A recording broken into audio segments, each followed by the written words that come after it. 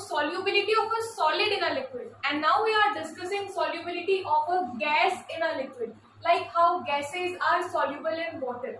See, we have many types of solvent and gases dissolves up to a different extent in many solvents.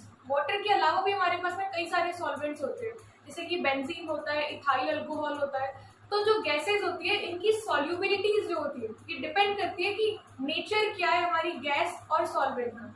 So there are some factors which affects the solubility of a gas in a liquid. First is nature of the gas and the solvent, कि gas का nature कैसा है और हमारे solvent का nature कैसा है. For example, we have some gases like hydrogen, oxygen, nitrogen. These are the gases which is inert in water. ये water में ज़्यादा soluble नहीं होती है. So these gases are less soluble in water, whereas gases like HCl, NH3, H2S, such type of gases are highly soluble in water. And why is that so? कि ये जो HCl, NH3, H2S type की जो gases है ये water के अंदर highly soluble है, लेकिन जो H2, O2, N2 है ये वाटर के अंदर लेस सॉल्युबल है. ये होता है due to chemical similarities between the gas and the solvent. जो भी हमारे पास में सॉल्वेंट है वो और जो हमारी गैस है उन दोनों के बीच के केमिकल सिमिलैरिटी की वजह से ऐसा होता है. जैसे कि अगर हमारे पास में दो सॉल्वेंट है, सपोज कि हमारे पास में इथाइल अल्कोहल है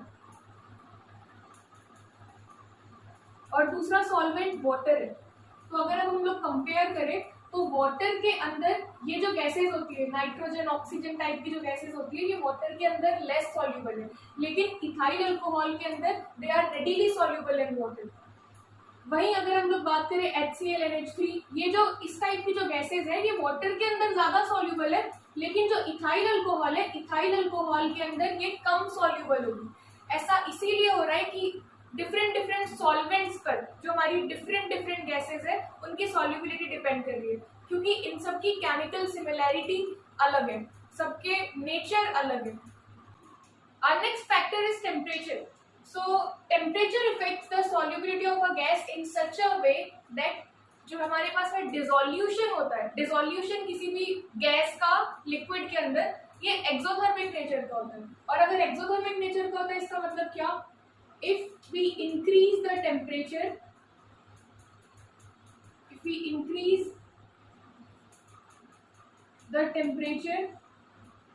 then the solubility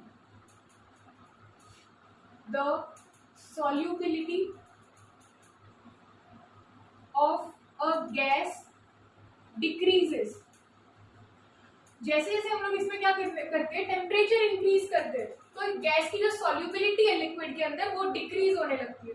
जैसे कि अब जब कभी भी हम लोग अपने घर में पानी बॉईल करते हैं, जब कभी भी पानी गर्म करेंगे तो उसमें से क्या होता है कि जो बबल्स निकलने लगते हैं, क्योंकि हम लोग क्या करते हैं उस वाटर को बॉईल करने के लिए टेम्परेचर बढ़ाते हैं. टेम्परेचर बढ़ाते हैं तो जो एक्स्ट्रा उसके अंदर जो गैसेस डिसॉल्व है वो गैसेस एक्सपेल्ड आउट हो जाती है.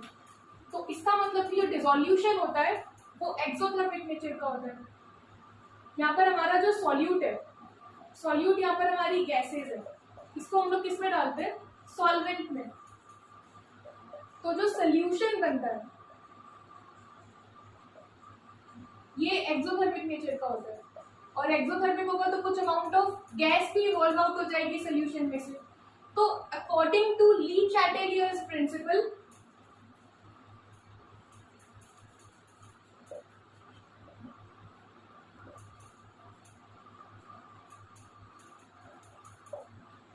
जैसे जैसे हम लोग क्या करते हैं, जैसे हमारी इक्वेशन जब इक्विलिब्रियम अचीव कर लेती है तो इक्विलिब्रियम अचीव करने के बाद अगर हम लोग टेम्परेचर इसका इंक्रीज करेंगे तो ली चैटेलियर के अकॉर्डिंग जो हमारी इक्वेशन है वो बैकवर्ड डायरेक्शन में शिफ्ट हो जाएगी.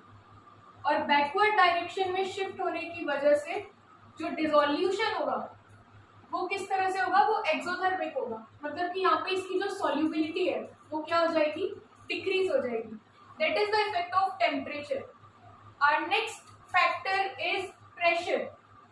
To understand the effect of pressure, we consider two cases. This is our case number 1 and this is our case number 2.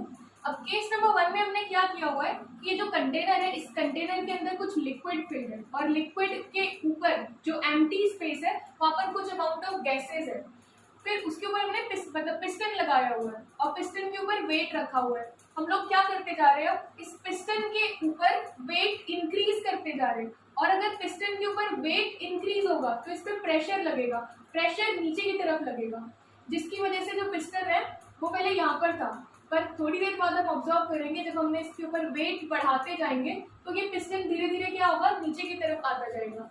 अब जब पिस्टन नीचे की तरफ आएगा तो जो स्पेस में, एम्प्टी स्पेस में जो गैसेस थी वो भी नीचे की तरफ आएगी और यहाँ पर क्योंकि प्रेशर इंक्रीज हो गया है, वेट की वजह से प्रेशर इंक्रीज हो गया है, तो जो गैस के मॉलिक्यूल्स थे, गैस के मॉलिक्यूल्स वाटर के अंदर जाके क्या हो जाएंगे, डिसॉल्व हो जाएंगे। इसका मतलब यहाँ पे क्या हुआ, हमने जैसे ही प्रेशर इंक्रीज किया तो जो गैस की सॉल्युबिलिटी थी लिक्विड के अंदर वो भी इंक्रीज हो गई है। यहाँ पर अगर हम लोग केस नंबर 1 में देखें तो कम अमाउंट ऑफ गैस डिसॉल्व है और केस नंबर 2 में अगर हम लोग देखें तो यहाँ पर ज्यादा गैस के जो पार्टिकल्स है डिसॉल्व है। इसका मतलब क्या कि जैसे जैसे हम लोग प्रेशर को इंक्रीज करेंगे वैसे वैसे गैस की सॉल्युबिलिटी भी इंक्रीज होगी। तो on increasing pressure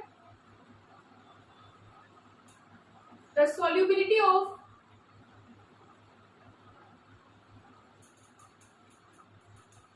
gas increases।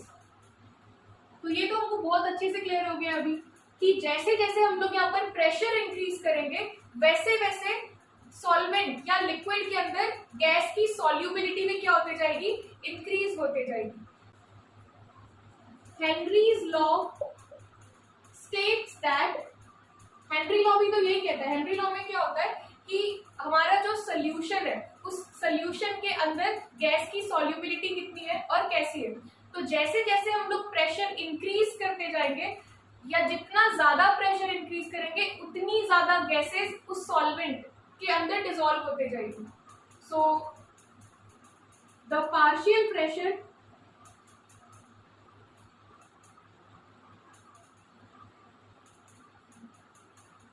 of the gas is directly proportional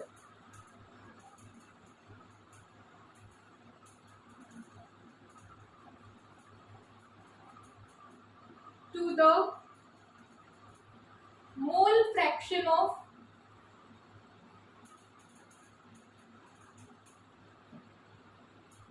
gas in the solution।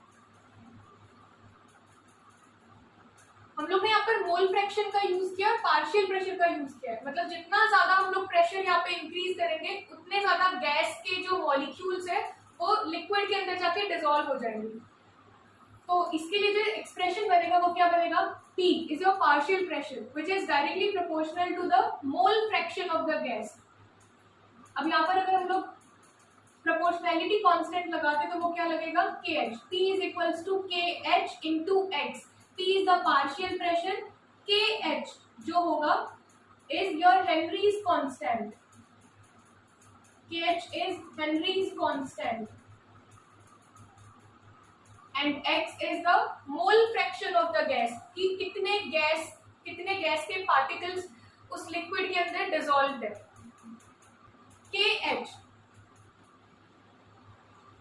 is inversely proportional to solubility, मतलब अगर हम लोग क्या करेंगे, KH की वैल्यू इंक्रीज करेंगे या अगर KH की वैल्यू, हेनरी कांस्टेंट की वैल्यू ज्यादा है तो सॉल्युबिलिटी जो होगी गैस की लिक्विड के अंदर वो क्या होगी, कम होगी।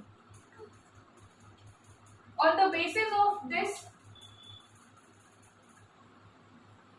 We plot a graph between partial pressure